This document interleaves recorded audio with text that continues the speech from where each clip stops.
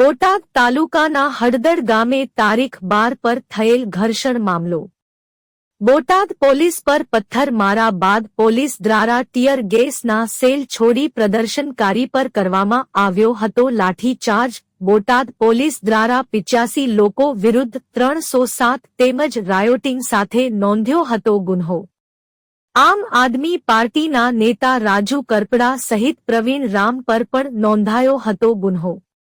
આજે અમદાવાદ આપના કાર્યાલય ખાતે ઉપવાસ પર બેસવાની રાજુ કરપડા તેમજ પ્રવીણ રામ દ્વારા કરવામાં આવી હતી જાહેરાત।